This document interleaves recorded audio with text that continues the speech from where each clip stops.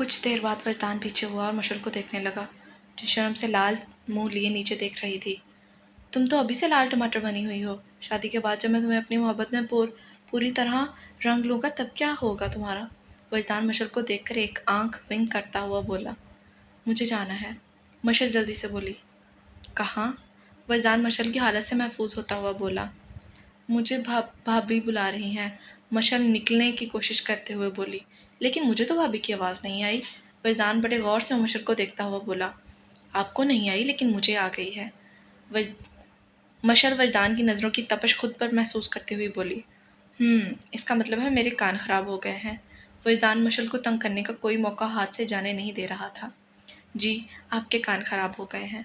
भाभी मुझे बुला रही हैं, मैं जा रही हूँ, मशल बोलती जल्दी से भागने की स्पीड से अंदर गई, जबकि उसकी स्पीड देख पीछे वजदान का ज़ोरदार कहकहा फिजा में गूंजा था। रात का वक्त था। राह शादी की तैयारियों से फारिग होकर कमरे में दाखिल हुई तो कमरे में अबाहिम मौजूद नहीं था। इधर उधर देखने के बाद भी राह को अबाहिम कहीं दिखा नहीं। शीशे के सामने आकर खड़ी हुई और अपने बाल बनाने लगी और अपनी ही धुन में अपने बालों को बांधने की कोशिश कर रही थी। बाल लंबे होने की वजह से राह को बहुत दिक्कत महसूस हो रही थी अपने बाल बनाने में, इसलिए आज भी वो अपने बालों को एक कैचर की मदद से कैद करके पीछे मुड़ी तो अबाहिम के सीने से टकराई। अबाहिम, जो अभी कमरे में दाखिल हुआ ही था, राह को देखकर उसके पास आया था। राह के पीछे मुड़ते ही उसके मजबूत सीने से टकराई वो। आप कब आए? राह पीछे होते हुए बोली। जब तुम अपनी सोचों में गुम अपने बाल बना रही थी, अबाहिम ने जवाब दिया, जबकि राह उसके काले लंबे बालों पर उसकी नज़र थी। आज पहली बार अबाहिम ने उसके बाल खुले देखे थे, वरना हर वक्त राह दुपट्टे से छुपाए रखती थी और अबाहिम को तो उसके इन खूबसूरत बालों को देखकर गुस्सा सा आ गया था। अब कहाँ गुम हो गए? अबाहिम को खामोश पाकर राह ने पूछा। कुछ नहीं, मैं कहीं नहीं खोया। अबाहिम फौरन अपनी नज़र राह के चेहरे पर करता बोला। कुछ देर बाद मजीद खामोशी रही। अबाहिम तो राह को देख रहा था और राह अबाहिम की नज़रें खुद पर महसूस करके इधर उधर देख रही थी। अबाहिम ने राह का चेहरा अपने हाथों में लिया और अपने लब राह की पेशानी पर रखे, जबकि राह ने फौरी ही आंखें बंद कर ली। अबाहिम पीछे हुआ और राह को देखने लगा। आंखें खोलो। अबाहिम की रोबदार आवाज़ सुनकर राह ने फौरन आंखें खोली। राह की आंखें खोलते ही अबाहिम ने अपने लब राह के गाल पर रखे, लेकिन राह ने तो फिर जोर से आंखें बंद कर ली। अबाहिम ने फिर राह को देखा, जो जोर से आंखें नीचे खड़ी थी। ऐसा करते देख अबाहिम दिलकशी से मुस्कुराया उसे। अबाहिम ने राह को मजीद करीब किया और बिना वक्त ज़ाया किए बिना उसे समझने का मौका दिए उसके लबों पर झुका। राह ने ताकत से अपने दोनों हाथों से अबाहिम की शर्ट कॉलर से पकड़ा। अबाहिम पीछे हुआ तो राह ने अबाहिम की गिरफ्त से निकलने की कोशिश की, लेकिन नाकाम रही। तुम्हें लगता है तुम अपने नाजुक हाथों से मेरी गिरफ्त से निकल सकती हो? अबाहिम उसकी नाकाम कोशिश करता देख हंसता हुआ बोला। मुझे सोना है। फिर राह कोशिश करती हुई बोली। नहीं मेरी जान, आज नहीं, आज तुम नहीं सोओगी। अबाहिम दिलचस्पी से राह को देख कर बोला। क्यों? राह अबाहिम से नजरें चुराती बोली। क्योंकि आज रात मैं तुम्हारी शर्म ख़त्म करूँगा। अबाहिम ने नॉर्मल अंदाज से जवाब दिया। कैसे? राह को अब भी कुछ समझ नहीं आ रहा था। वो अभी पता चल जाएगा। अबाहिम राह को अपनी बाहों में उठाता कदम बेड की तरफ बढ़ाए। राह को कुछ समझ आ रहा था, इसलिए शर्म के मारे नजरें उठाने का नाम नहीं ले रही थी। अबाहिम राह को बेड पर लेटाता खुद उसके ऊपर गया। राह का तो ऊपर का सांस ऊपर और नीचे का नीचे बंद हो गया था। अबाहिम अपने लब राह के चेहरे पर बारी बारी हर जगह रखता थोड़ा ऊपर हुआ और राह को देखा, जो आंखें बंद किए लेटी थी। इजाज़त है? अबाहिम प्यार से राह का चेहरा देखते हुए बोला। चेहरे के साथ साथ दिल का भी कितना खूबसूरत था ये शख्स, जो सारे हक रखने के बावजूद भी इजाज़त मांग रहा था। और अबाहिम सिकंदर, जिसने हर काम अपनी मर्जी से किया था, जो किसी की इजाज़त का तलबगार नहीं था, आज अपना हक लेने पर इजाज़त मांग रहा था। राह ने अपनी आंखें खोली और अबाहिम को देखा, जिसके चेहरे पर साफ राह के लिए मोहब्बत के जज्बात जाहिर हो रहे थे। आखिर राह का जवाब ना कैसे होता? एक तो वो उसका शौहर था और दूसरा इश्क था उसका, जो इससे इजाज़त तलबगार था। राह को तो शर्म इतनी आ रही थी, लेकिन फिर भी अपने दोनों हाथ अबाहिम की गर्दन में डालकर सर हाँ में हिलाया और ख़ुद को अपने महरम के सुपुर्द करती आंखें बंद कर दी। उसकी इजाज़त पर अबाहिम दिल से मुस्कुराया और नरमी से राह के दोनों हाथों को अपनी गर्दन से निकालता बारी बारी अपने लबों से छुआ। अबाहिम ने प्यार भरी शिद्दत से अपने लब राह की गर्दन पर रखे। रात गुजरती गई और रात गुजरती के साथ साथ अबाहिम अपने प्यार का सबूत देता रहा। आज अबाहिम और राहा की सारी दुनिया ख़त्म हो गई थी। आज दो रूहें एक हुई थी। आज अबाहिम और राहा की प्यार की दास्तान मुकम्मल तरीके से शुरू हुई थी। आज अबाहिम और राहा पूरी तरह एक हुए थे। अबाहिम की मोहब्बत देख रात का ढलता चांद भी शर्मा कर बादलों में छुप गया था। ये रात थी राहा अबाहिम की, ये रात थी राहा अबाहिम की मोहब्बत की दास्तान की। सुबह का आगाज़ हुआ। रुतबा अपने कमरे से टेबल पर बैठकर अपने मोबाइल में कुछ डिज़ाइंस जो राहा ने फ़ाइनल किए थे, जिनमें कुछ चेंजेस कराए गए थे, उनको फ़ाइनल कर रही थी, क्योंकि कल से घर में सारी सजावट शुरू होनी थी। डाइनिंग टेबल हारिस के कमरे से ज़्यादा दूर ना था। सुबह के 8 बज रहे थे और सब अपने अपने कमरों में, इतने बड़े आलीशान घर में बिल्कुल खामोशी थी। हारिस शीशे के सामने खड़ा बाल बना रहा था कि अचानक हारिस का हाथ नीचे पड़े परफ्यूम पर लगा, जिससे एक परफ्यूम की बोतल नीचे गिरी और कांच जगह जगह फैल गया। ये देख हारिस ने एक लंबी आह भरी, क्योंकि इतनी सुबह सुबह वो किसको बोलता कांच उठाने के लिए। कोई मुलाजिम तो था नहीं, और इस तरह कांच वो कमरे में फैला हुआ तो छोड़ नहीं सकता था। इसीलिए पाँव के सहारे नीचे बैठा और कांच उठाने लगा। इतने में एक कांच का बड़ा पीस हारिस के हाथ में लगा, जिससे खून तेज़ी से बहना शुरू हुआ। उफ़! हारिस ज़ोर से बोला। ये दर्द के लिए नहीं था, क्योंकि उस जैसे मजबूत इंसान को दर्द हो, ये हम में से नहीं हो ही नहीं सकता, और अगर हो भी तो कौन सा हारिस ने ज़ाहिर करना था। रुतबा जो बाहर बैठी थी हारिस की ज़ोरदार आवाज़ से खड़ी हुई। एक तो घर में खामोशी थी, जिसकी वजह से हल्की सी आवाज़ भी बाहर आराम से जा रही थी। रुतबा ने अपने कदम हारिस के कमरे में लिए। उसे पता था कुछ तो हुआ है, और उसका दिल नहीं माना कि वो ना जाए। इसलिए बिना कुछ सोचे समझे हारिस के कमरे में बेसाख्ता चली गई, क्योंकि वो दरवाज़ा पहले ही खुला हुआ था। अंदर दाखिल हुई तो सामने देखा हारिस पाँव के बल नीचे बैठा अपने हाथ से निकलता खून देख रहा था। हारिस सर! रुतबा भागती हुई आई और हारिस का हाथ पकड़कर देखने लगी। वो तो जैसे तड़प ही गई थी हारिस का इतना खून देखकर। एक तो कट इतना बड़ा था कि खून भी दिल खोल कर आ रहा था। हारिस ने नज़र उठाकर रुतबा को देखा, जो तड़प कर उसके हाथ को देख रही थी। हारिस सर, रुकिए, मैं फ़र्स्ट एड बॉक्स लाती हूँ। रुतबा खड़ी होती सामने ही रखे फ़र्स्ट एड बॉक्स की तरफ बढ़ी और जल्दी से लेकर आई। हारिस तो खामोशी से देख रहा था। वो आके बैठी और हारिस का हाथ पकड़कर रुई से साफ करने के लिए अपने हाथ आगे बढ़ाए। किसने इजाज़त दी तुम्हें मेरे कमरे में आने की? हारिस अपना हाथ पीछे करता गुस्से से बोला। सर प्लीज़, मुझे पट्टी करने दें। आपका हाथ। उसकी आंखों में आंसू थे। उसे इस तरह हारिस का खून निकलते देख तकलीफ़ हो रही थी। हारिस ने उसकी आंखों में तड़प देखी, वो आंसू देखे जो उसके लिए शायद उसके लिए थे। हारिस खामोश रहा और रुतबा ने हारिस का हाथ पकड़कर खून साफ करते फ़ौरन पट्टी बांधी। इस बीच रुतबा के आंसू मुसलसल निकल रहे थे, और हारिस उसके ये आंसू देखकर महफूज हो रहा था। रुतबा ने पट्टी की और एक नज़र अपनी आंसू से भरी आंखों से हारिस को देखा, और फिर जल्दी से उठकर कमरे से बाहर भागी। और पीछे हारिस उसकी जाती पुश्त को देख रहा था। अबाहिम की आंख खुली तो अपने सीने पर वजन महसूस किया। अबाहिम ने आंखें खोलकर देखा तो राहा बड़े मज़े से अबाहिम के सीने पर सर रख सो रही थी। उसे अपने सीने पर सुकून से सोए देख अबाहिम के चेहरे पर खूबसूरत मुस्कुराहट सजी। अबाहिम ने राहा को उठाना सही नहीं समझा, इसलिए उसकी नींद खराब ना करते हुए फिर से आंखें बंद करके सो गया और फिर नींद की गहराइयों में उतर गया। जब राहा की आंख खुली तो घड़ी 10 बजा रही थी। राहा ने हल्की हल्की अपनी आंखें खोली तो खुद को अबाहिम के हसार में पाया। अबाहिम को देखा, जो आराम से राहा को खुद के सीने से लगाए सोया हुआ था। रात का मंजर सोचकर राहा का मुंह शर्म से सुर्ख हुआ। बेख्तियार राहा के चेहरे पर मुस्कुराहट आई। रात को अबाहिम ने किसी नाजुक गुड़िया की तरह राहा पर अपनी मोहब्बत निछावर की थी, जिसे सोचकर राहा मुस्कुरा रही थी। राहा ने अबाहिम के सीने से सर उठाकर अबाहिम को देखा, जो सोते हुए भी निहायत हैंडसम नजर आ रहा था। राहा थोड़ा सा ऊपर हुई और अपने लब अबाहिम के माथे पर रखे और मुस्कुराकर उठने लगी। जब अबाहिम ने एक कोशिश नाकाम की। अब तुम सुबह सुबह मेरे जज्बात जगाकर कहाँ भाग रही हो? अबाहिम, जो उठा राहा की हर हरकत देख रहा था, अब शरारत से बोला। आप उठे हुए थे? राहा ने हैरानगी से पूछा। जी, मैं उठा हुआ था और मैंने सब देखा।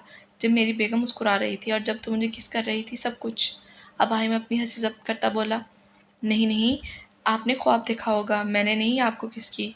राहा हड़बड़ा कर बोली। हो सकता है मैंने ख्वाब देखा हो।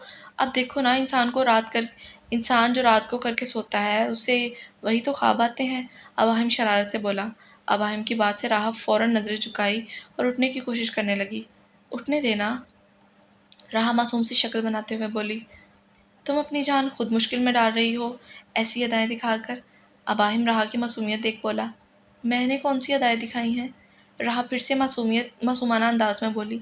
ये जो तुम मासूम सी शक्ल बना के बोल रही हो ना, अबाहिम ने बताना चाहा। बाहर सब इंतज़ार कर रहे होंगे।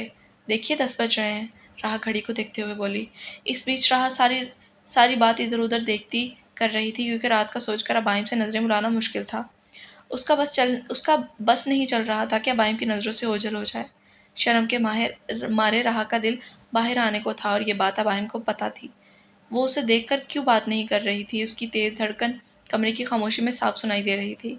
अबाहिम जानता था राह को बहुत शर्म आ रही है, लेकिन उसके चेहरे पर आते जाते जाविये देखा अबाहिम को इस पर बड़ा प्यार आया था, जिसकी वजह से वो उसे जाने नहीं दे रहा था। करने दो इंतज़ार, अबाहिम ने नॉर्मल से अंदाज में बोला और अपना मुंह राह के बालों में छुपाकर उसे सुकून का सांस लिया। अबाहिम, राह मुश्किल से बोली। जी मेरी जान।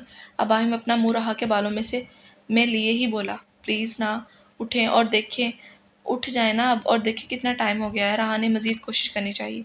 ठीक है, लेकिन यहाँ से ही कंटिन्यू करूँगा मैं, अबाहिम ने कहते ही अपनी गिरफ्त छोड़ी, जिस पर राह जल्दी से निकलती वॉशरूम में बंद हो गई। एक तो अब तक शर्म ख़त्म होने का नाम नहीं ले रही थी, ऊपर से अबाहिम की ये बातें। राह का दिल बाहर आने को था। उसको इतनी तेज़ी से भागता देख अबाहिम का एक ज़ोरदार कहका गूंजा। आज सुबह से ही सब काम पर लगे हुए थे, क्योंकि आज थी वजदान और मशल की मायूं, इसलिए घर में सारे इंतजामात हो रहे थे। राह को ना तो खाने का होश था ना पानी का, सारी तैयारियां वही फाइनल कर रही थी। और साथ रुतबा, हारिस, अबाहिम, वजदान भी काम कर रहे थे, जबकि मशल को बाहर नहीं लाया गया था। वजदान की नज़र बार बार मशल को ढूंढ रही थी, पर न जाने क्या वजदान को मशल नहीं दिख रही थी। भाभी, आखिर परेशान होकर वजदान ने राह को पुकारा। जी भाई। राह जो रुतबा से बात कर रही थी, वजदान की बात पर पीछे मुड़ी। भाभी, मशल कहाँ है? नज़र नहीं आ रही। वजदान ने फ़ौरन अपना सवाल पेश किया। भाई, वो आपको रात से पहले नहीं नज़र आएगी, राह मुस्कुरा कर बोली, जबकि अबाहिम, हारिस जो साथ खड़े थे उन्हें देख वहीं अकड़ कर खड़े हो गए। क्यों भाभी, रात तक क्यों नहीं दिखेगी वो? वजदान हैरानगी से पूछने लगा। भाई, ये रस्म होती है, इसलिए आज रात से पहले आप मशल से नहीं मिलेंगे, फिर मायू के बाद से लेकर बारात तक दुल्हा दुल्हन नहीं मिलेंगे, राह ने समझाते हुए बताया। ये कौन सी रस्म है? मैं अपनी होने वाली बीवी से नहीं मिल सकता, ना ही मैं उसे देख सकता हूँ, फैज़ान बुरा सा मुंह बनाता हुआ बोला। और बस कुछ दिन है, फिर कर लेना, बस कर लेना इंतज़ार, कुछ ही दिन तो है, फिर कल देखना जी भर के उन्हें जितना मर्जी। अबाहिम वजदान का मुंह देख शरारत से बोला। हाँ बेटा, तुझे क्या पता दूरी क्या होती है? तेरी शादी तो फ़ौरन हो गई थी और उसके बाद भाभी को तुझसे दूर भी नहीं रखा गया। अगर हम भी रस्म करते ना और भाभी को इतने दिन तुझसे दूर रखते तो पता चलता तुम्हें। वरदाना बाहिम की बात से तप कर बोला। ओ हेलो मिस्टर, इस दुनिया में ऐसा कोई माइका लाल पैदा नहीं हुआ जो राह अबाहिम सिकंदर को मुझसे दूर कर सके।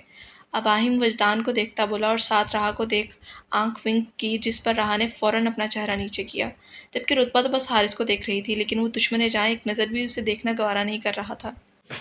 बिल्कुल सेम, फिर मैं क्यों दूर रहूँ अपनी होने वाली बीवी से? वजदान अबाहिम को देखता बोला। भाई, होने वाली बीवी है ना, जब बन जाएगी तो फिर कोई दूर नहीं करेगा आपसे उसे, प्लीज़ समझे ना, रस्म है और हमें ये करनी है, राह ने फ़ैसला सुनाया और आखिर में वजदान से गुजारिश भी की। ठीक है भाभी, ठीक है भाभी, वजदान ने बुरा सा मुंह बनाया, जिस पर सब ने कहकहा लगाकर उसे देखा। शाम के 8 बज रहे थे और फंक्शन रात 9 बजे शुरू होना था। राह कमरे में तैयार हो रही थी, जबकि मशल को राह और रुतबा तैयार कर चुकी थी, इसलिए दोनों तैयार होने के लिए चली गई। सारे फंक्शन में अबाहिम के सारे ऑफिसर्स ने अपनी अपनी बीवी बच्चों के साथ आना था। अबाहिम ने सबको बुलाया था, कोई कसर नहीं छोड़ी थी, जबकि नारायण दादा की तरफ से बस नारायण दादा के कुछ दोस्त थे जो अपनी फैमिली के साथ आए थे। राह शीशे के सामने खड़ी तैयार हो रही थी, पीले रंग की फ्रॉक जो घुटनों तक आ रही थी और साथ गरारा जो अबाहिम ने अपनी पसंद से दिलाया था। जब राह अबाहिम के साथ शॉपिंग पर गई थी तो सब कुछ अबाहिम की मर्ज़ी से आया था जो राह ने पहना था। हालांकि अबाहिम को लड़कियों के कपड़े के बारे में कुछ ख़ास मालूमात नहीं थी, लेकिन राह ने साफ कह दिया था कि उसके लिए कपड़े अबाहिम ने ही पसंद करने हैं, इसलिए अबाहिम के पास आखिरी हल यही था। अबाहिम ने अपनी मर्ज़ी से राह को शॉपिंग कराई और जो भी पसंद किया वो राह को बहुत अच्छा लगा। आखिर अबाहिम जानता था उसकी मोहब्बत किस लिबास में मज़ीद खूबसूरत लगेगी।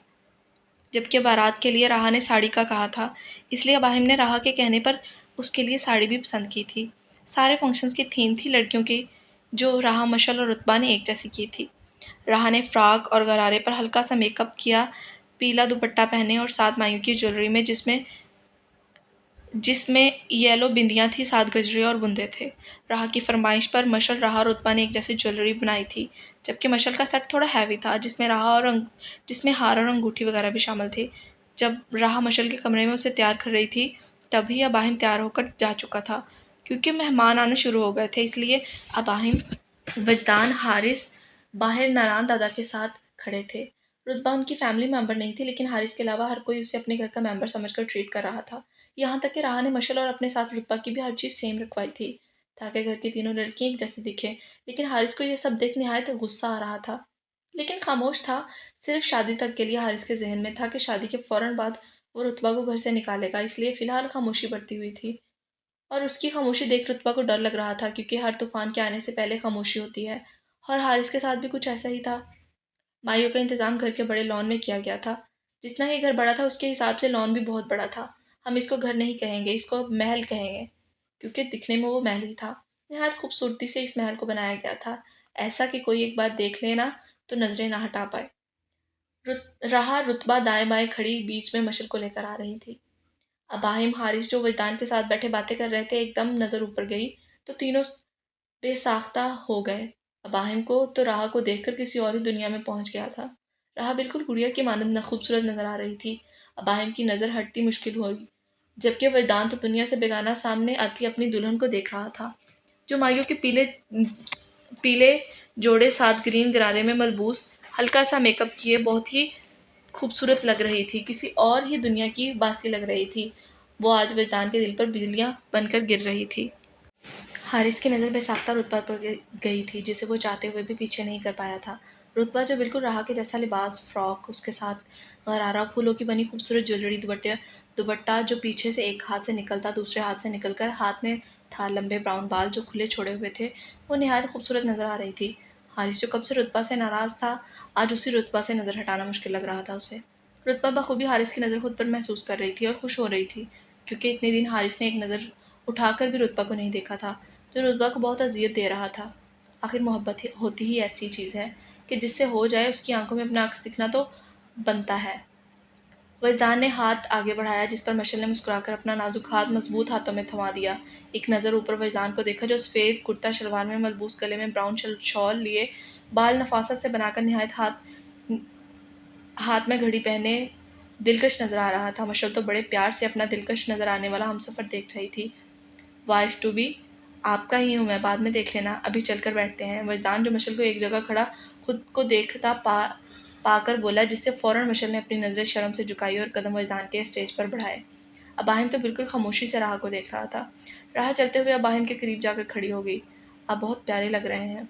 बेइख्तियार राह के मुंह से दिल की बात निकली, क्योंकि अबाहिम जो बिल्कुल वजदान की तरह सूट पहने, वाइट कुर्ता शलवार, ऊपर ब्लैक शॉल लिया, हाथों में मर्दाना खूबसूरत घड़ी, बाल हमेशा की तरह नफासत से सेट किए थे और वाकई आज सबको पागल कर देने वाली हद तक खूबसूरत नज़र आ रहा था। हर किसी की नज़र अबाहिम पर ही थी, जबकि अबाहिम सिकंदर तो बस अपनी खूबसूरत सी और नाजुक सी बीवी को देख रहा था, जो बिल्कुल गुड़िया नज़र आ रही थी। मैं प्यारा लग रहा हूँ, थैंक यू। अबाहिम राह को देख बोला। जी आप बहुत प्यारे लग रहे हैं, मैं कैसी लग रही हूँ? राह खुशी से अबाहिम से पूछने लगी। ठीक ठाक। अबाहिम बामुश्किल अपनी नज़रें राह से हटाता हुआ बोला। अबाहिम राह की तारीफ अल्फाजों से नहीं करना चाहता था, वो किसी और तरीके से उसे बताना चाहता था कि वो आज अबाहिम को मारने के दर पे है। इसलिए अबाहिम ने अभी राह को तंग करना शुरू किया। बस ठीक ठाक, राह उदासी से बोली, क्योंकि वो अबाहिम के लिए इतना तैयार हुई थी। अब अबाहिम की तारीफ नहीं मिली तो बेचारी ने उदास होना तो बनता था ना उसका। हाँ ठीक लग रही हो, अबाहिम राह की उदासी से महफूज होता बोला।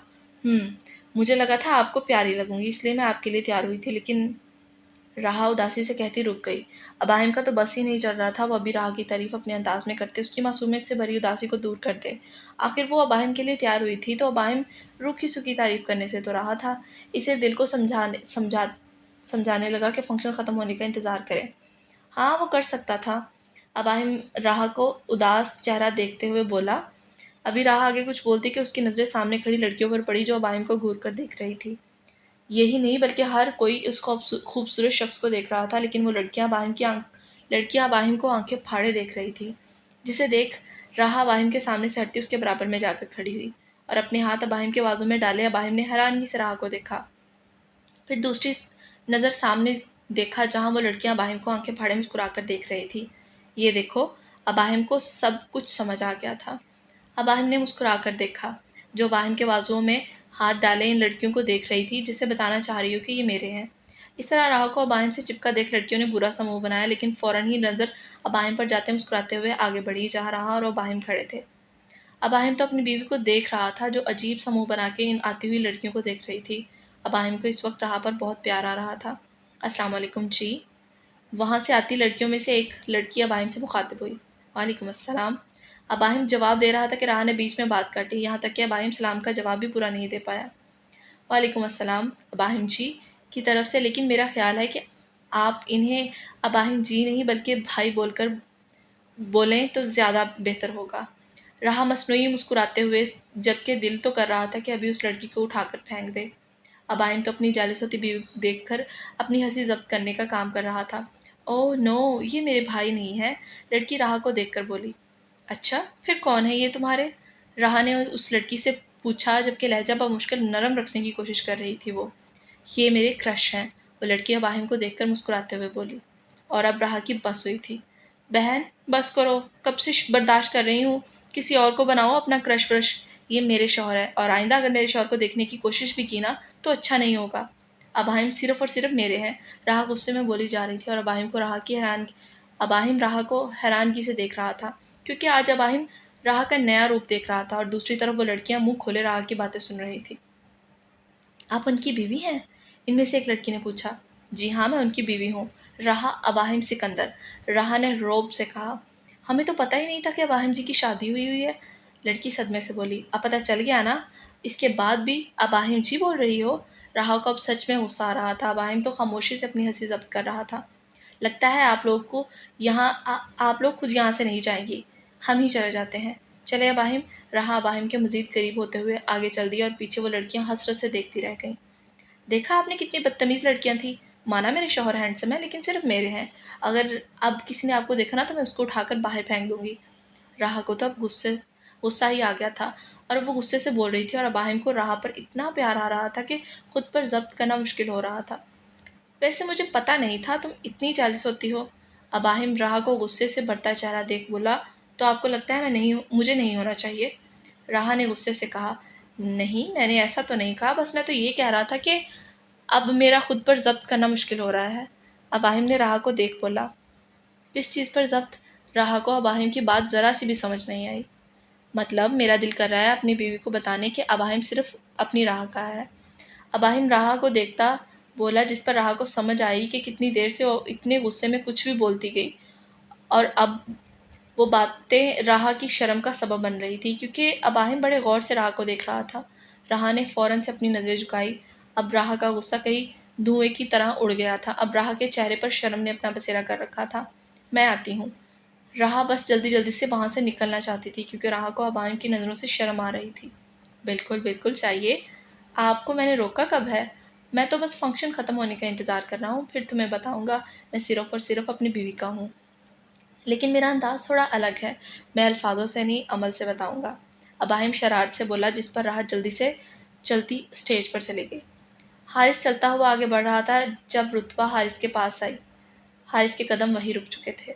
हारिस सर, रुतबा ने बड़े आराम से पुकारा, जिस पर हारिस ने बिना कुछ बोले सवालिया नज़रों से रुतबा को देखा। हारिस ने भी बिल्कुल अबाहिम मजदान की तरह वाइट शलवार कुर्ता पहना हुआ था, साथ डार्क चॉकलेट कलर की शॉल थी। तीनों ने एक जैसे कपड़े बनाए हुए थे, जबकि शॉल के कलर्स अलग थे, इसलिए तीनों ही आज बेहद हैंडसम लग रहे थे। सर, मुझे आपसे बात करनी है, रुतबा हारिस को देखती बोली, जो इधर उधर देख रहा था। इसमें हिम्मत नहीं थी रुतबा को देखने की। हारिस अपने दिल को समझा रहा था कि वो सिर्फ उसकी नफरत के लायक है, लेकिन ये कमबख्त दिल कहाँ मान रहा था, इसलिए हारिस रुतबा पर देखने की गलती नहीं कर रहा था। लेकिन मुझे तुमसे कोई बात नहीं करनी, मैंने पहले पहले ही बोला था ना, मेरे सामने मत आना। हारिस सर्द लहजे में कहता आगे बढ़ गया, और पीछे बेचारी रुतबा का दिल कर रहा था कि वो रोए, लेकिन उसके लिए तो यहाँ वो भी मुमकिन नहीं था। तुम्हें पता है ना, एक अजीब रस्म निकाली है कि बारात तक मैं तुमसे मिल नहीं सकता। स्टेज पर बैठे वजदान ने मशल के कान में सरगोशी की। ये अजीब नहीं है, बिल्कुल ठीक रस्म है, मशल मुस्कुराकर बोली।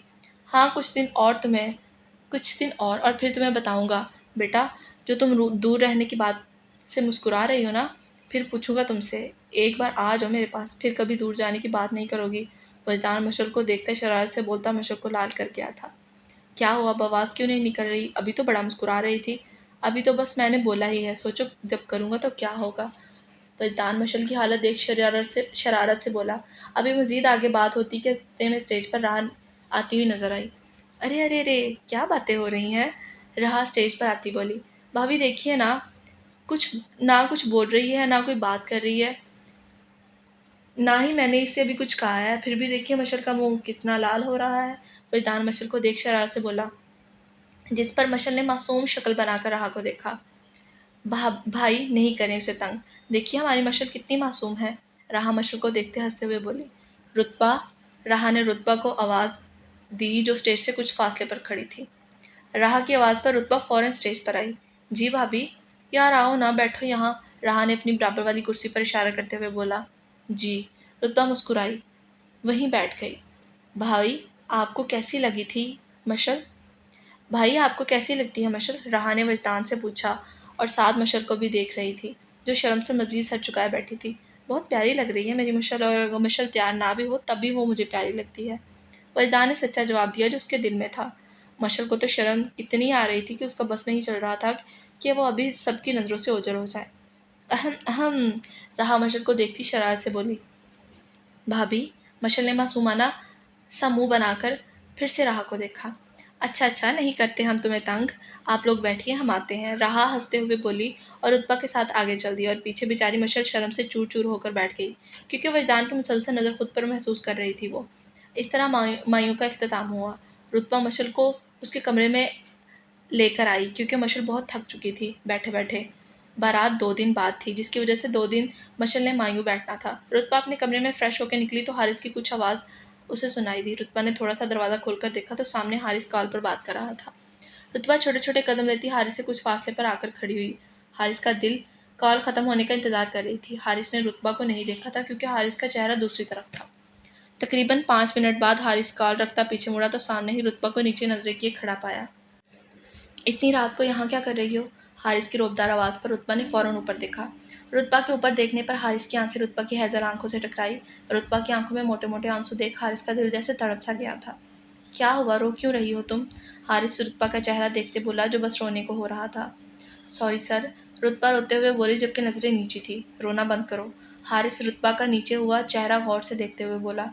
Sorry sir. रुतबा हारिस की बात ख़त्म होती दोबारा बोली। सुनाई नहीं दे रहा मैंने क्या कहा है? हारिस का कहना सर था इस बार। जी जी जी, रुतबा बस कह ही पाई, जबकि आंसू पानी की तरह बह रहे थे। रुतबा, आखिरी बार कह रहा हूँ, रोना बंद करो। हारिस का लहजा मजीद सख्त था, जिस पर फ़ौरन रुतबा अपने नाजुक हाथों से अपने आंसू साफ करने लगी। वो आंसू साफ करती, फिर आंसू आ जाते, और वो बेचारी मासूमियत से बार बार अपने हाथों से आंसू साफ कर रही थी। ये देख हारिस के चेहरे पर एक मुस्कुराहट ने जगह ली, जिसे वो अगले ही लम्हे जब्त कर गया। गुड, अब बताओ क्या बोल रही थी? हारिस रुतबा को देखते बोला। मैं माफ़ी मांग रही थी आपसे, रोने की वजह से वो मुश्किल रो बोल पा रही थी। एक शर्त पर माफ़ी मिलेगी तुम्हें, हारिस ने आम लहजे पर बताया। जी बताइए। हर शर्त मंजूर है मुझे, आपकी उम्मीद है। उम्मीद से भरकर रुतबा ने बोला। शादी के फ़ौरन बाद तुम यहाँ से कहीं दूर चली जाओगी और मेरी नज़रों के सामने कभी नहीं आओगी, क्योंकि मुझे तुमसे नफरत है। मैं तुम्हें देखना भी नहीं चाहता। हारिस बेजारी से बोला। हारिस की बात पर रुतबा ने बेयकीनी से हारिस को देखा, जो बेजारियत से उसे ही देख रहा था। आपने मुझे माफ़ नहीं किया, रुतबा ने बेबसी से कहा। तुम्हें लगता है तुम्हारी इस घटिया हरकत के लिए मैं तुम्हें माफ़ करूँगा? हारिस ने रौब से जवाब दिया। मैं सच में चली जाऊँगी। रुतबा ने एक और उम्मीद से उससे पूछा, जिसे हारिस अभी कह दे कि नहीं, कहीं मत जाओ तुम। बहरी हो, सुनाई नहीं देता क्या? क्या बोला है मैंने? अगर फिर भी नहीं सुनाई दिया तो सुन लो, दोबारा बोल देता हूँ। मैं तुमसे नफरत करता हूँ, तुम्हारी ये शक्ल देखना भी नहीं चाहता। इसलिए अगर वजदान की शादी के बाद कभी तुम मेरे सामने आई ना, तो तुम्हारा ऐसा हाल करूँगा कि पछताओगी मेरे सामने आने पर। इसलिए अपना ये दोगला चेहरा लेकर मेरे सामने फिर मत आना। नफरत से कहता अपने कमरे की तरफ बढ़ गया, और पीछे रुतबा बेयकीनी से सब समझने की कोशिश कर रही थी, जबकि आंसू तो फिर बेलगाम होते रहे, गिरते ही रहे। राह कमरे में दाखिल हुई तो सामने ही सोफे पर अबाहिम टांग पर टांग रखे अपने एक हाथ की कूनी सोफे को पुश से टिकाए राह को बिना पलक झपकाए गौर से देख रहा था। राह ने सामने देखा तो अबाहिम की नज़रों से शर्माती नज़र नीचे झुका ली। आप ऐसे क्यों देख रहे हैं? अबाहिम की खामोशी देख वो बोली। इधर आओ। उंगली से इशारा करते अबाहिम ने उसे अपने पास बुलाया। जी। अबाहिम की घूरी से बेचारी को कुछ समझ नहीं आ रहा था, इसलिए छोटे छोटे कदम लेती अबाहिम की जाने बढ़ने लगी। जी। अबाहिम से कुछ फासले पर पहुंचकर राहा ने हल्की सी आवाज़ में कहा। ऐसा करो, पहले चेंज कर लो, फिर आगे बताता हूँ। अबाहिम उसकी मांगियों में पहनी गई ड्रेस को देखते हुए बोला। जी। राहा बस इतना ही कहती कमरे से चेंज करने के लिए चल दी। अबाहिम पहले ही फ्रेश होकर बैठा था और बड़ी शिद्दत से राहा का इंतज़ार कर रहा था। करीबन 5 मिनट बाद राहा निकली। घुटनों तक आती हल्की फुल्की सी कमीज उसके साथ का प्लाजो पहनकर बाहर निकली। राहा को बस नहीं चल रहा था कि वो बाथरूम में बंद हो जाए, क्योंकि उसे अबाहिम की नज़रों की तपश से बेइंतहा की शर्म आती थी। अबाहिम बेड पर बैठा अपने फ़ोन में मसरूफ़ राहा को आता देख अपनी नज़रें उठाई तो देखा राहा एक जगह बुत बनी खड़ी थी। अब आओ इधर। अबाहिम अपना फ़ोन साइड पर रखता राहा से मुखातिब हुआ। राह बिना कुछ बोले छोटे छोटे कदम लेती बेड की जाने पड़ गई और अबाहिम उसे कुछ फासले पर खड़ा जबकि बोला कुछ नहीं। अबाहिम ने उसका हाथ खींचकर अपनी गोद में बिठाया। उसे अचानक होने वाले अमल से राह को बिल्कुल इल्म नहीं था कि इसलिए वो बेख्तियार अबाहिम की गोद में बैठती उसके सीने से जा लगी। राह ने अपना चेहरा उठाते ऊपर देखा जहाँ अबाहिम अपनी मोहब्बत से उसे देख रहा था। राह के चेहरा उठाते ही अबाहिम ने शिद्दत से अपने लब राह की गर्दन पर रखे। राह ने ज़ोर से आंखें मीची। अबाहिम को इस तरह अपनी गर्दन पर झुके देख राह कपकपाते हुए बोली, जी मेरी जान। अबाहिम अपना चेहरा उठाते राह को देख बोला, क्या कर रहे हैं आप? राह नज़रें चुराती हुई बोली, अरे इतनी जल्दी भूल गई? मैंने कहा था ना फंक्शन के बाद बताऊंगा। मैं सिर्फ तुम्हारा हूँ तो वही करने लगा हूँ। आज तुम्हें अच्छे से बताऊंगा कि अबाहिम सिर्फ अपनी बीवी का है। अबाहिम राह को मुस्कुराती नज़रों से देख रहा था। मैं राह आगे कुछ बोल रही थी कि अबाहिम ने उसकी बात काटी। अब मुझे तुम्हारी आवाज़ ना आए, वरना बताने के साथ साथ तुम्हारा दिमाग ठिकाने लगाने में मुझे देर नहीं लगेगी। अबाइम कहते हुए पीछे होते ही उसे बेड पर लिटाया और खुद उसके ऊपर आ गया। राह तो अबाइम की दी गई धमकी से बिल्कुल खामोश हो गई थी। अबाइम ने बिना वक्त दरकार किए राह के लबों को अपनी कैद में लिया। कुछ देर बाद राह को जब सांस लेने में मुश्किल हुई तो अपने दोनों हाथ अबाइम के कंधों पर रख उसे पीछे करने लगी।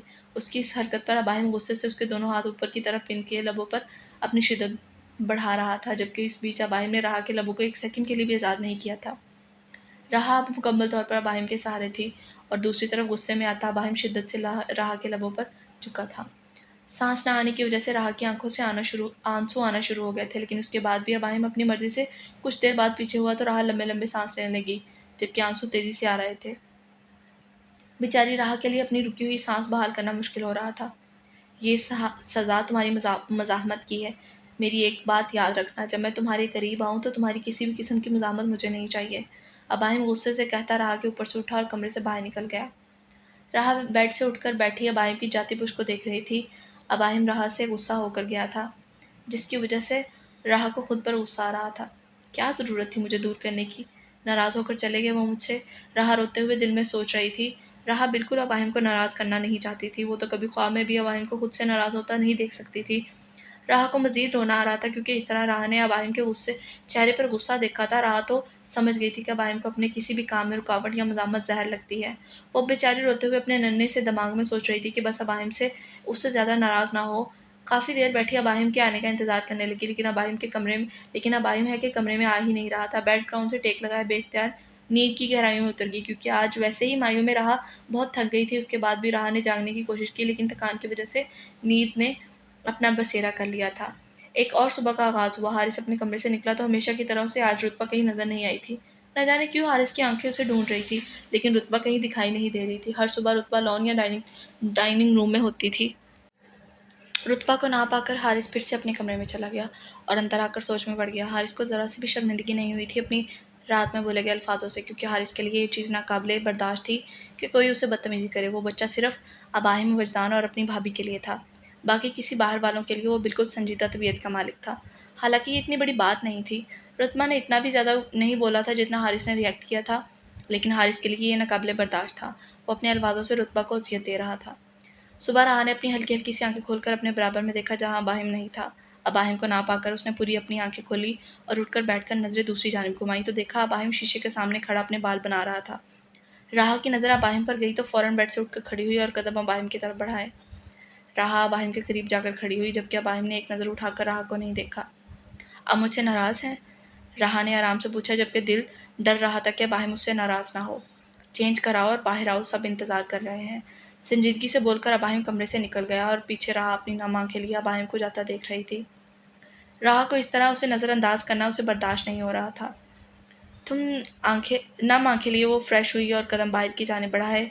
टेबल पर पहुंची तो सामने ही अबाहिम, वजदान, हारिस बैठे थे। अबाहिम और वजदान अपने अपने फ़ोन में लगे थे, जबकि हारिस किसी सोच में गुम था। अस्सलाम वालेकुम। टेबल के करीब पहुंचते ही राह ने सवाल किया।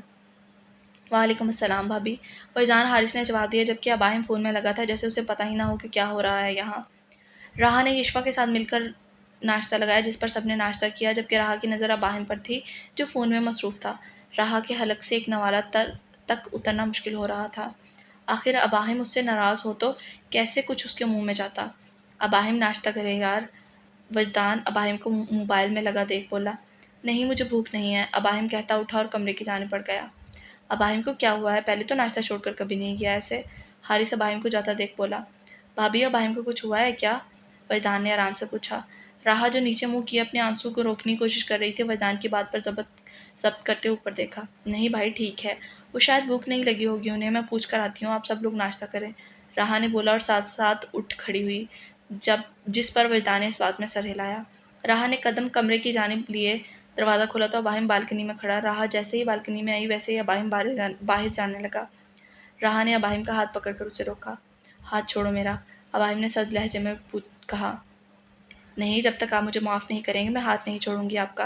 राहा कहते ही अबाहिम को बैग हक कर अपनी दोनों हाथ अबाहिम के सीने पर रखती अपना सर अबाहिम के बैग पर रखकर खड़ी हो गई।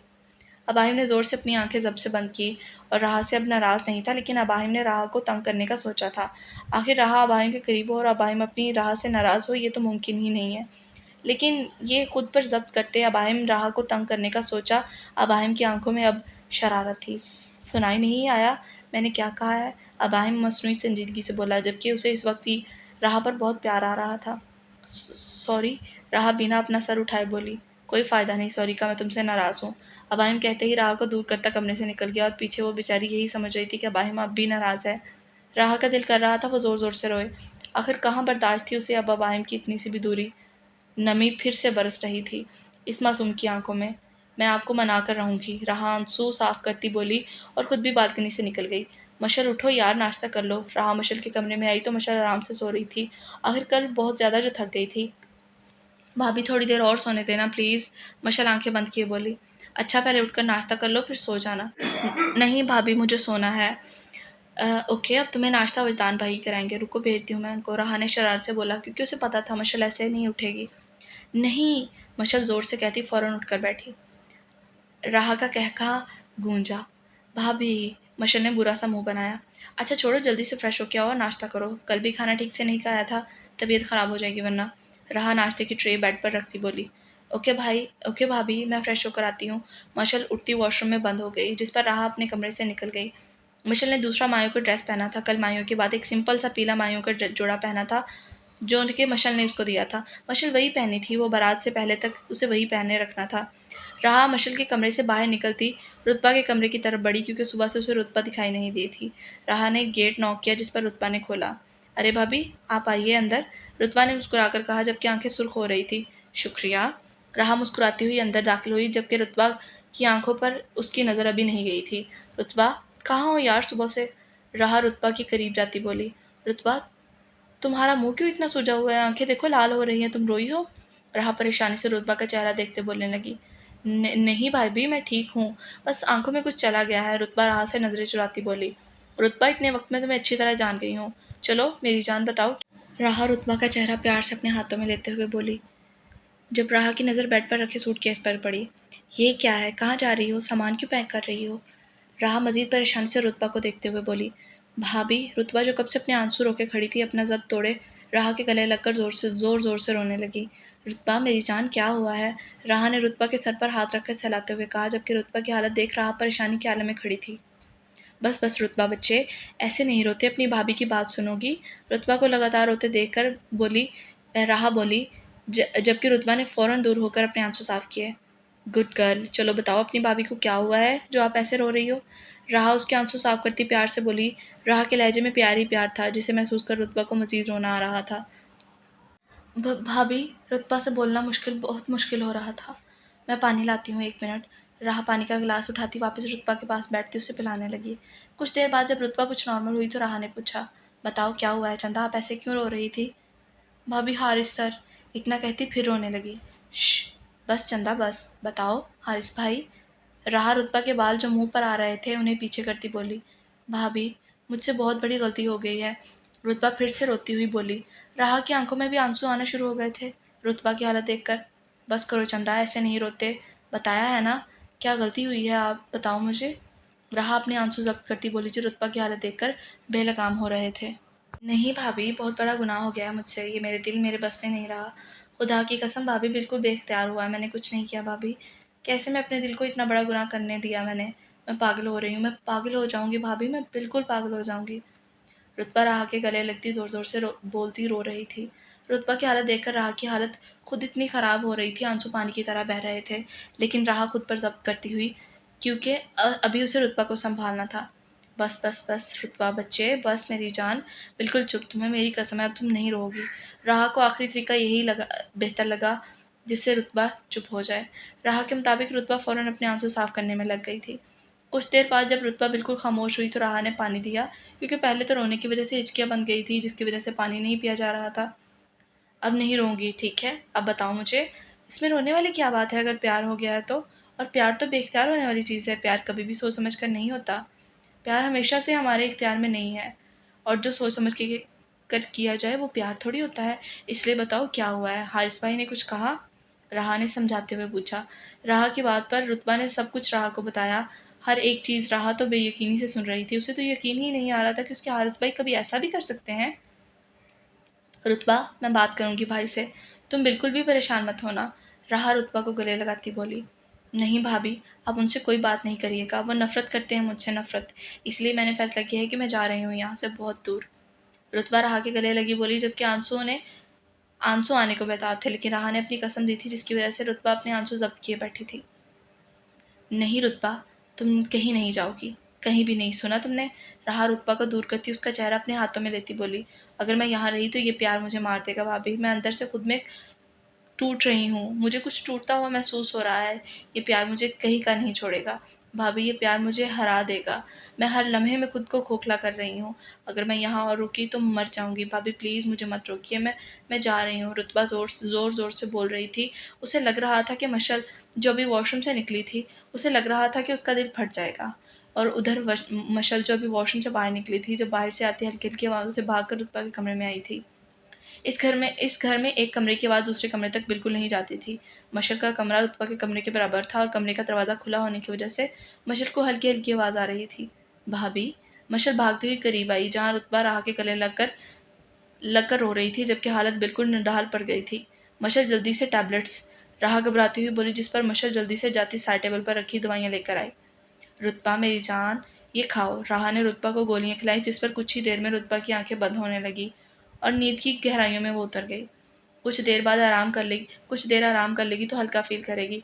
राह रुतबा को ठीक से लटाती, कंफर्ट ठीक करती, जबकि आंखों में परेशानी अभी भी वाजिया थी।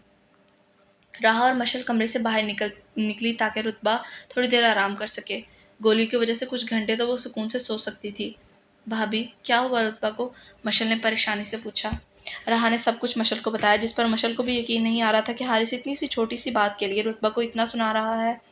लेकिन असल परेशानी तो इस बात की थी कि रुतबा अपने इस हालत के लिए वो खुद ही इस हालत में थी। वो खुद की हालत को ख़राब कर रही थी, क्योंकि उससे हारिस से मोहब्बत हो गई थी, और ऐसी मोहब्बत तो शायद मरने के बाद तक भी ख़त्म ना हो। गोली से कुछ घंटे तक सो जाएगी रुतबा, इतने में अबाहिम से बात करती हूँ। राह मशल को देखती बोली, जिस पर मशल ने इस बात में सर हिलाया, अपने कमरे की जाने पड़ गई और मशल अपने कमरे की जाने। अबाहिम वजदान हारिस किसी काम के सिलसिले में कुछ देर पहले ही बाहर गए थे, इसलिए राह जब कमरे में दाखिल हुई तो अबाहिम मौजूद नहीं था। राह ने अबाहिम को मनाने का तरीका भी सोच लिया था। अबाहिम के मान जाने के बाद राह अबाहिम से रुतबा और हारिस के बारे में बात करने का सोच रही थी। राह को अबाहिम की नाराज़गी बहुत परेशान कर रही थी, इसलिए वो आज अपनी मज़ामत करने की गलती को बिल्कुल ठीक करने वाली थी। राह ने मुलाजमा से कहकर कुछ सामान मंगवाया जिसकी राह को ज़रूरत पड़ने वाली थी। राह ने सब तैयारियां कर ली थी, अब इंतज़ार था बाहिम के शाम के 8 बजे को आना था। अब बीच रुतबा उठी थी। राह मशल ने खाना खिलाने की कोशिश की, लेकिन रुतबा ने बहुत कम खाया था, जिसकी वजह से उसे बहुत कमज़ोरी हो रही थी। इसलिए बार बार वो सोए जा रही थी, जबकि मशल रुतबा के पास थी। रुतबा की तबीयत ख़राब होने की वजह से राह या मशल में से कोई एक ज़रूर रुतबा के पास होती। राह बाहिम का इंतज़ार कर रही थी कि इतने में बाहिम ने कमरे का दरवाज़ा खोला। कमरे में बिल्कुल अंधेरा था। अबाहिम ने हाथ बढ़ाकर लाइट खोली तो सामने ही राह खड़ी मुस्कुराकर अबाहिम को देख रही थी। लाल रंग की साड़ी पहने, हल्का सा मेकअप किए, लंबे काले बालों को पीछे पुश्त पर खुला छोड़े निहायत खूबसूरत लग रही थी। अबाहिम तो राह को देखता ही रह गया। आज पहली बार अबाहिम ने राह को ऐसे देखा था, जबकि कमरे में फूल ही फूल थे। बेड पर फूल बिछाकर बीच में सॉरी लिखा हुआ था। जालिम था तो इतना खूबसूरत, अब राह उसे कैसे बताती कि राह कितना चाहती है अबाहिम को, लेकिन ये राह की शर्म उसे कभी इकरार करने नहीं देती थी। राह कैसे बताती अबाहिम को कि उसे अबाहिम का होना कितना सुकून देता है। अबाहिम की मर्दाना खूबसूरत वजाहत से भरपूर पर्सनालिटी देख हर कोई अशश करता था। राहा को अब बहुत शर्म आ रही थी। एक तो सामने अबाहिम था, ऊपर से साड़ी पहनी थी, लेकिन अपनी शर्म को साइड करती अब उसे अबाहिम को मनाना था। इसलिए बहुत सारी हिम्मत जमा करके वो खड़ी थी। राहा छोटे छोटे कदम लेती अबाहिम के करीब आई। अबाहिम इस वक्त ब्लैक शर्ट जिसके ऊपर के 2 बटन खुले थे, उसके ऊपर ब्लैक कोट पैंट में मलबूस हमेशा की तरह हैंडसम लग रहा था। राहा ने एड़ी ऊपर करते अपने लब अबाहिम के माथे पर रखे। अब भी नाराज़ हैं आप मुझसे? राहा नीचे होती है अबाहिम को देख मोहब्बत से बोली। हाँ। आवाज़ गंभीर थी, जबकि दिल में अबाहिम के कुछ और ही चल रहा था। अबाहिम की बात सुनकर राहा ने अपने दोनों हाथ अबाहिम के सीने पर रखे और बारी बारी लब अबाहिम के दोनों गालों पर रखे। अबाहिम का दिल ज़ोर से धड़का। अब भी नाराज़ हैं आप? राहा ने फिर अबाहिम से पूछा, जबकि लहजे में मोहब्बत ही मोहब्बत थी। सर हाँ में हिलाया, जबकि चेहरा बिल्कुल संजीदा था, ताकि राहा को लगे कि अबाहिम उससे नाराज़ है, और बेचारी राहा यही समझ रही थी। राहा ने कपकपाते हुए हिम्मत करके अपनी आंखें ज़ोर से मीची और आहिस्ता से अपने लब अबाहिम के लबों पर रखे। इस वक्त राहा का दिल पसलियाँ तोड़कर बाहर आने को था। दोनों की तेज़ होती धड़कन एक अलग ही खूबसूरत शोर मचा रही थी।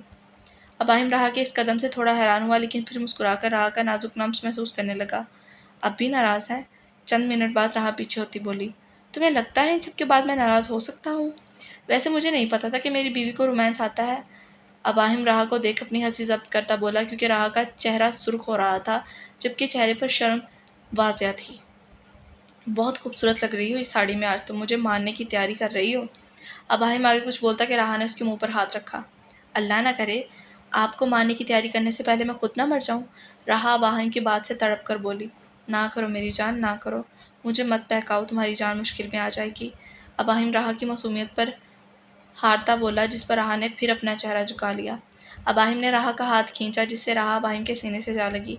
अबाहिम ने अपने लब राहा के माथे पर रखे और बारी बारी उसके चेहरे के हर नकुश को अपनी प्यार की निशानी दी। पूरे चेहरे से होते हुए अबाहिम उसके बालों पर आया, लेकिन कुछ सोचकर अबाहिम पीछे हुआ और राहा को देखने लगा, जो आंखें बंद किए खड़ी थी। उसे देख अबाहिम दिलकशी से मुस्कुराया। अबाहिम के लम्स चेहरे पर ना पाकर राहा अपनी आंखें खोले उसे देखने लगी। राहा की आंखें खोलते ही अबाहिम राहा के लबों पर झुका। राहा ने फिर ताकत से अपनी आंखें मींची, जबकि मज़ाहमत करने की गलती बिल्कुल नहीं की थी। अबाहिम कुछ देर के बाद पीछे हुआ और राहा को देखने लगा। जो सुर्ख होता चेहरा उसके ऊपर आते जाते जाविये देख अबाहिम का दिल कहका लगाने को कर रहा था। अबाहिम ने थोड़ा सा पीछे होते अपना कोट उतारकर सोफे पर फेंका। राहा को अपनी बाहों में उठाते कदम बेड की जानिब बढ़ाए। आज राहा की खूबसूरती वाकई पागल कर देने वाली थी। साड़ी का लाल रंग उसकी गोरी रंगत पर निहायत ही खूबसूरत लग रहा था, जिसकी वजह से अबाहिम मजीद बहक रहा था। अबाहिम राहा को बेड पर लटाता खुद उसके ऊपर गया। अबाहिम ने राहा की नाजुक हथेली में अपनी मजबूत हथेली फंसाकर बेड की साइड पर पिन किया उसे। अबाहिम अपने लब राहा की गर्दन पर रख रहा था। राहा बस आंखें बंद किए लेटी थी, कोई मज़ामत की गुंजाइश नहीं थी, या यूं कहो कि राहा को सुकून मिल रहा था अबाहिम के पास होने से। राहा अबाहिम से इश्क करने लगी थी, क्योंकि मोहब्बत को एक बहुत छोटा सा लफ्ज़ है। वो अपने महरम पर दिलो जान से कुर्बान थी। अबाहिम का हर लम्स राहा को अबाहिम से प्यार का चीख चीख कर सबूत देता था। साड़ी का पल्लू उठाते अबाहिम ने अपने लब राहा के कंधे पर रखे। राहा की तेज़ होती सांसें कमरे की खामोशी में साफ सुनाई दे रही थी। एक और रात अबाहिम राहा के प्यार की दास्तान लिख रही थी। हमेशा की तरह अबाहिम का प्यार देख आसमान से चांद अभी भी छुपने लगा था, और एक खूबसूरत राहत अबाहिम राहा को एक दूसरे में खो रही थी।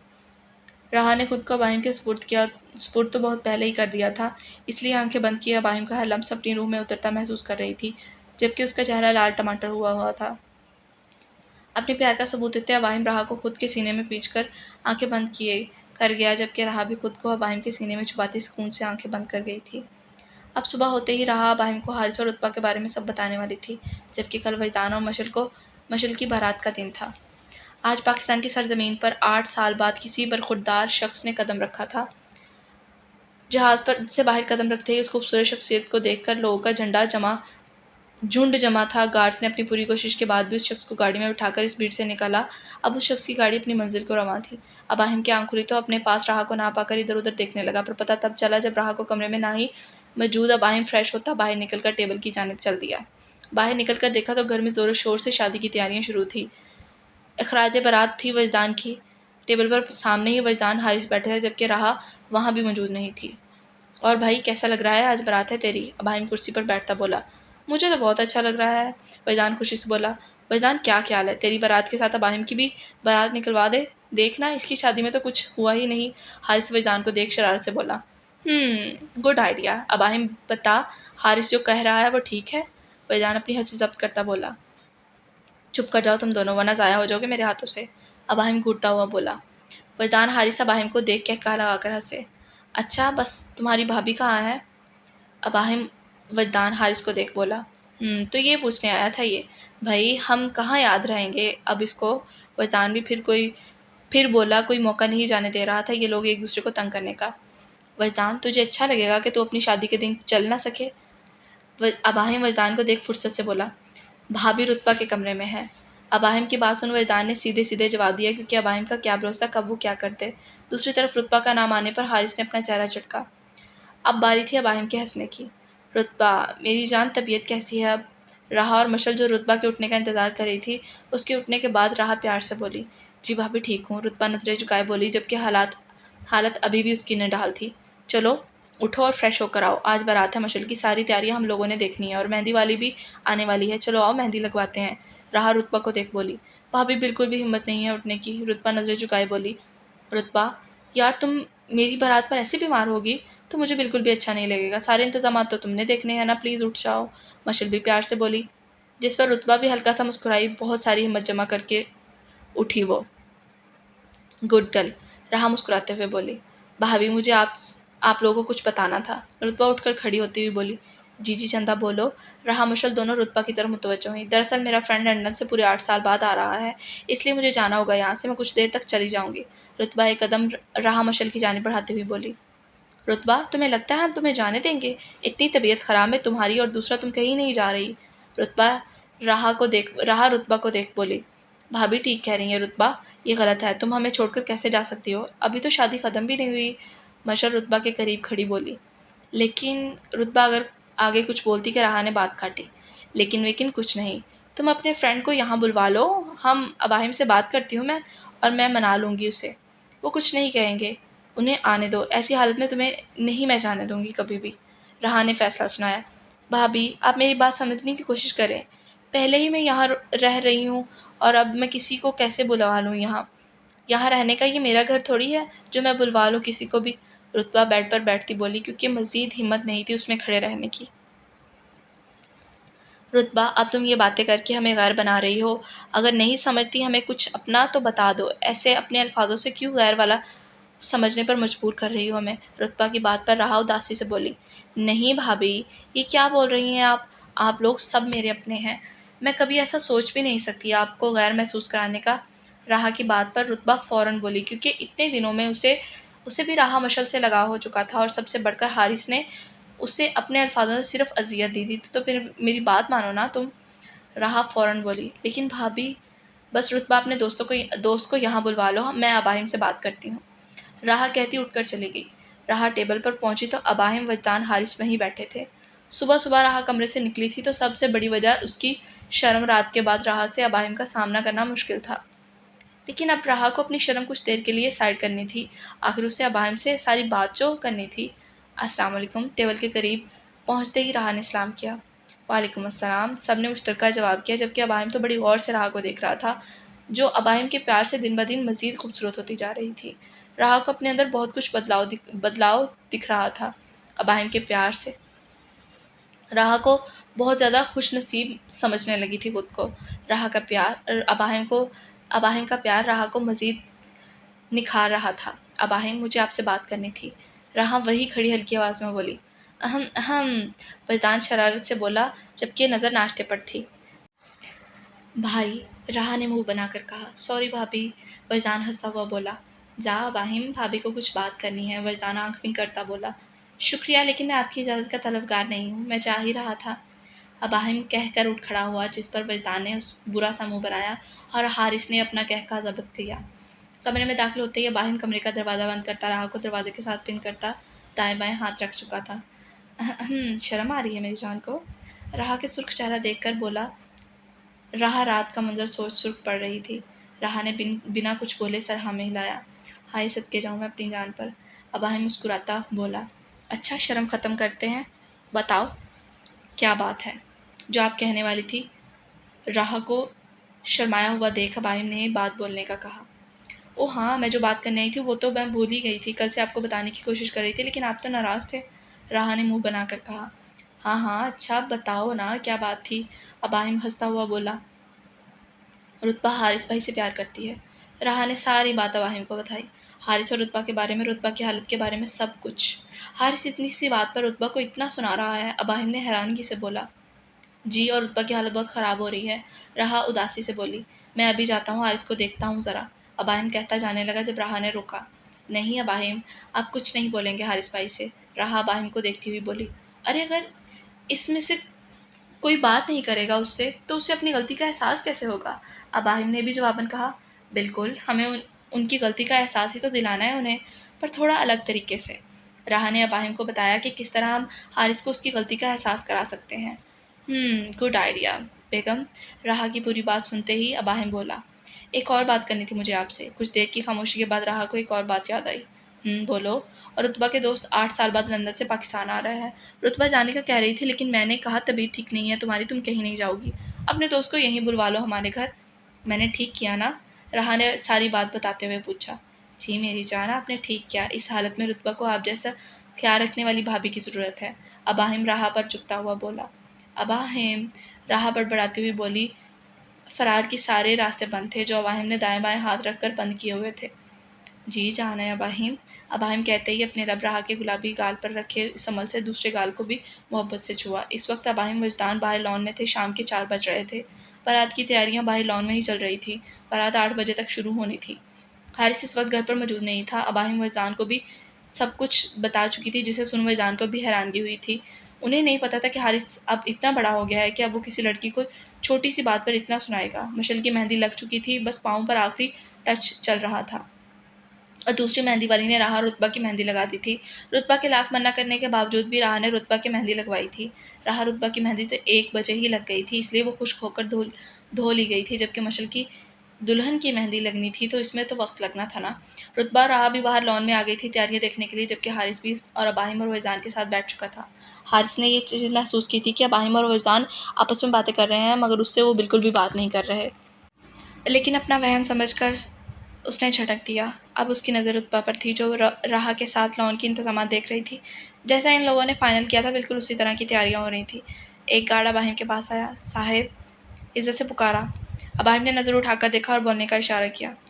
हाँ, अंदर भेज दो। गार्ड की बात सुना अबाहिम ने जवाब दिया, जिस पर गार्ड इस बात में सर हिलाता बाहर को चल दिया था। दरवाजे से एक खूबरू शख्स दाखिल हुआ जो कोट पैंट में बलबूस बालों को नफासत से बनाए, आंखों पर काला चश्मा लगाए, हल्की हल्की शेप के साथ नहायत ही दिलकश नजर आ रहा था। वो शख्स खूबसूरत था लेकिन अबाहिम वजदान हारिस के मुकाबले थोड़ा कम। वो शख्स को अपनी तारीफ मायल रखने का हुनर रखता था लेकिन तीनों खूबसूरत शख्स से कम। रुतबा।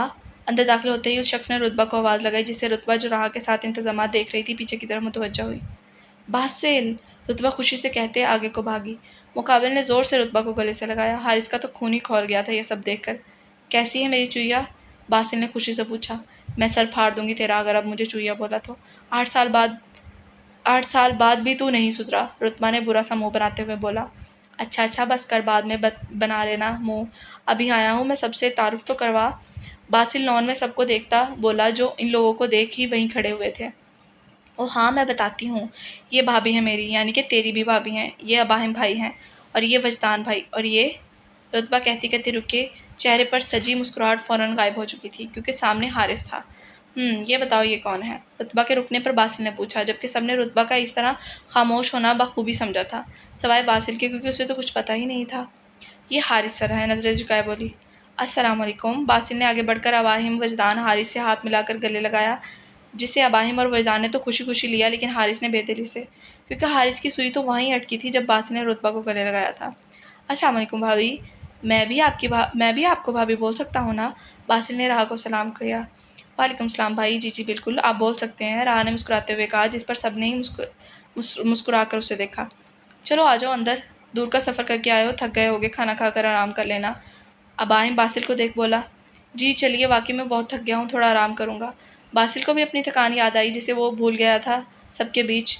अंदर ले जाते बासिल को उसका रूम मुलाजिम ने दिखाया था। बाकी सबकी वापस तैयारियों में लग गए थे क्योंकि बारात का आगाज़ कुछ ही घंटों में होने लगा था। 8 बजने वाले थे, सारे इंतजाम हो चुके थे, अब सब तैयार होने के लिए अपने अपने कमरों में थे। राह चेंज कर आती बाहर निकली। अबाहिम ने नज़रें उठाकर देखा और फिर नज़रें हटाना ही भूल गया। डार्लिंग, पिंक कलर की साड़ी में मलबूस हल्का सा मेकअप, ज्वेलरी में माथे पर बिंदिया में डायमंड नेकलेस पहने जो उसे अबाहिम ने अपनी पसंद से दिलाया था। हाथों में साड़ी के रंग की चूड़ियाँ, कानों में छोटे छोटे टॉपर्स, निहायत ही खूबसूरत नज़र आ रही थी। राह हर लिबास में खूबसूरत लगती थी, लेकिन ये साड़ी कुछ अलग ही खूबसूरती बरपा कर रही थी उसकी। मैं कैसी लग रही हूँ? राह अबाहिम के करीब जाती खुशी से बोली। बहुत खूबसूरत। अबाहिम राह की तरफ एक कदम बढ़ाता बोला। आप भी बहुत हैंडसम लग रहे हैं। अबाहिम ब्लैक कलर की कोट शेरवानी पहने, अपनी मर्दाना घड़ी पहने, बालों को हमेशा की तरह खूबसूरती से बनाए नहायत ही हैंडसम लग रहा था। अबाहिम की गोरी रंगत पर ब्लैक कोट की शेरवानी चार चांद लगा रही थी। लेकिन मुझे ऐसी तारीफ नहीं चाहिए। अबाहिम राह की आंखों में देखता बोला। फिर कैसी चाहिए? राह ना समझी से बोली। मुझे किस करके बताओ ताकि मुझे पता चले कि हाँ मैं हैंडसम लग रहा हूँ, वरना ऐसे तो मुझे लगेगा कि तुम झूठी तारीफ कर रही हो। अबाहिम मसनूई उदासी से बोला। नहीं नहीं, मैं झूठ नहीं बोली, सच में आप हैंडसम लग रहे हैं। राह बेचारी अबाहिम की शरारत समझ नहीं पाई थी। हाँ तो करो। अबाहिम अपना चेहरा राह की जानिब झुकाते हुए बोला। क्या? किस? राह घबराते हुए बोली। जी। अबाहिम ने बड़े आराम से जवाब दिया। नहीं नहीं, मैं नहीं करूँगी। राह एक कदम पीछे लेती हुई बोली। ओके, मर्जी है तुम्हारी, जब तक तुम नहीं करोगी तब तक मैं तुम्हें बार बार बाहर नहीं जाने दूंगा। अबाहिम कंधे उचकाता हुआ बोला। देर हो रही है, बाहर मेहमान आए हुए हैं, प्लीज़ चले ना। राह ने मसनूई मासूम सी शक्ल बनाते हुए बोला। नो, कुछ भी कर लो, जितनी भी मासूम शक्ल बनानी है बना लो, लेकिन मैंने कह दिया है वो कह दिया है। अब फैसला तुम्हारा है, या तो किस करो या तो हम दोनों आज यहीं रहेंगे, बाहर नहीं जाएंगे। अबाहिम तो अपना फैसला सुनाए पीछे को हुआ। राह ने आगे बढ़कर पाँव उचकाते अपने लब अबाहिम के गाल पर रखे। राह की पास आखिरी यही ऑप्शन था, जबकि राह का नाजुक सा लम्स अपने गाल पर महसूस करते अबाहिम के लबों तले मुस्कुराहट आई थी।